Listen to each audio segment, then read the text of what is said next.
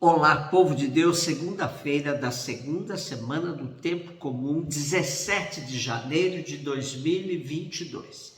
Nossa reflexão de hoje é a partir de 1º livro de Samuel 15, 16 a 23 e Marcos 2, de 18 a 22. Naqueles dias, Samuel disse a Saul: basta, deixa-me dizer-te o que o Senhor me revelou esta noite. E Saul disse: fala. Então Samuel começou: por menor que sejas aos teus próprios olhos, acaso não és o chefe da tribo de Israel? O Senhor ungiu-te rei sobre Israel e te enviou em expedição com a ordem de eliminar os amalecitas, esses malfeitores, combatendo-os até que fossem exterminados. Por que não ouviste a voz do Senhor e te precipitaste sobre os despojos e fizeste o que desagrada ao Senhor? Saul respondeu a Samuel: mas eu obedeci ao Senhor.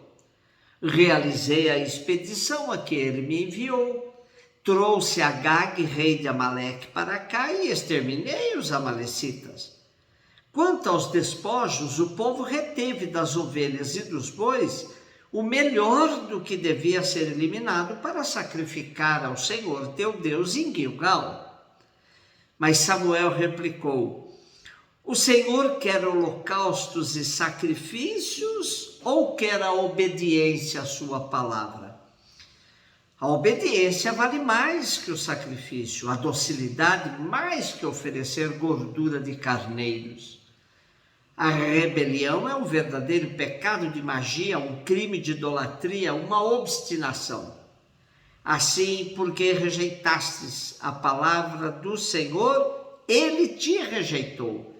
Tu não és mais rei.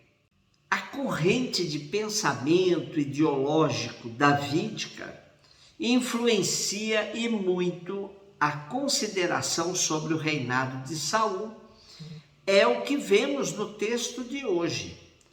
Saul é tão maltratado que chega a inspirar compaixão.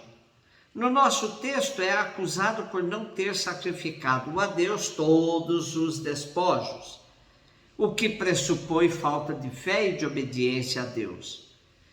Saul não foi certamente um santo, mas o autor sagrado parece ter carregado as tintas para fazer realçar a pessoa de Davi, cuja figura, com o decorrer do tempo, vai sendo cada vez mais idealizada, até chegar a do rei perfeito apresentado no 1º livro das Crônicas, por exemplo.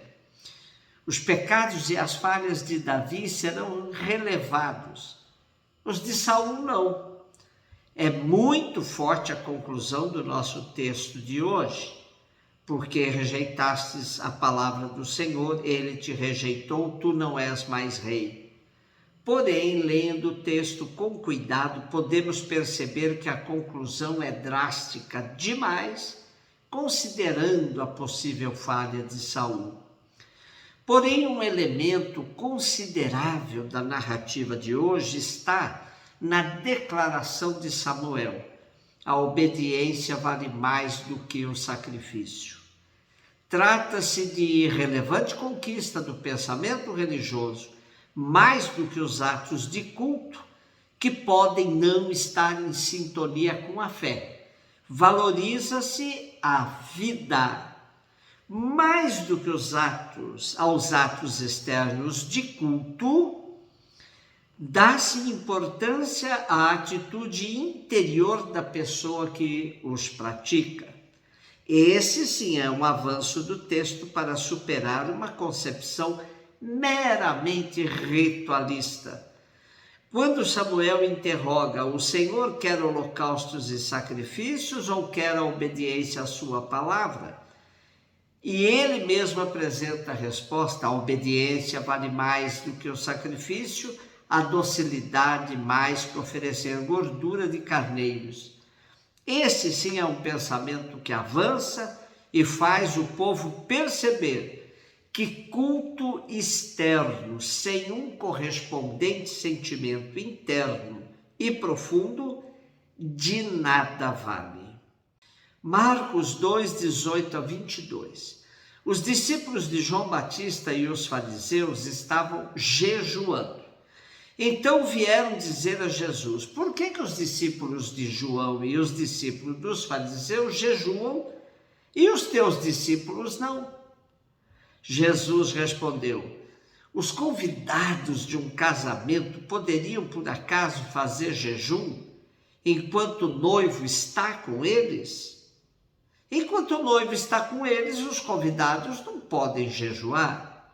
Mas vai chegar o tempo em que o noivo será tirado do meio deles. Aí então eles vão jejuar. Ninguém põe um remendo de pano novo numa roupa velha, porque o remendo novo repuxa o pano velho e o rasgão fica maior ainda. Ninguém põe vinho novo em odres velhos, porque o vinho novo arrebenta os odres velhos e o vinho e os odres se perdem.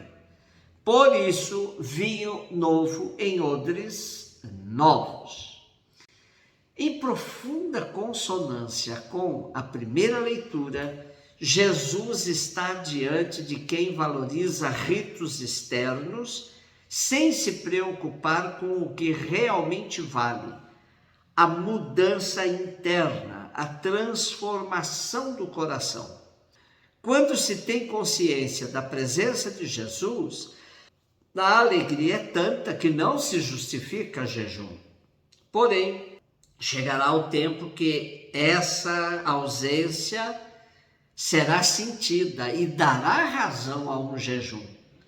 Jesus realmente não cobra jejum dos seus discípulos porque ele, o noivo da nova aliança, está sempre presente na vida deles.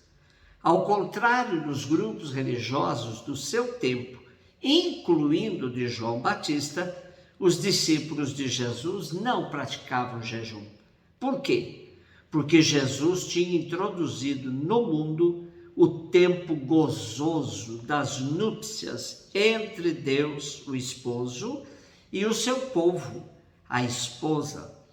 Não fazia sentido reiterar um sinal que indicava luto. Além disso, não havia que precipitar os acontecimentos. Tempos viriam em que a adesão dos discípulos a Jesus havia de lhes custar momentos difíceis, em que para fazer penitência não seria preciso estabelecer o jejum. As palavras sobre o pano novo em roupa velha, sobre o vinho novo em odres velhos, convidam-nos a compreender a novidade introduzida pelo Evangelho, confirmando a suspensão do sinal do jejum. Neste texto, Jesus também polemiza contra o ritualismo, que, como todos os ritualismos, pretende planificar a própria salvação, esquecendo-se que ela é uma iniciativa absoluta de Deus. Estamos longe de superar o mero ritualismo e introduzirmos um culto profundamente articulado com a vida, com a existência. Separamos tanto as coisas que um culto parece nada ter a ver com a vida concreta das pessoas. Daí que surgiram as expressões de católicos praticantes e outros que não. Porém, cabe a nós perguntarmos: praticantes de quê? Se for só de ritos e cultos, deveríamos chamá-los de religiosos, mas não de verdadeiros cristãos, pois estes, às vezes, nem praticam tantos ritos, mas vivem segundo a inspiração do Evangelho.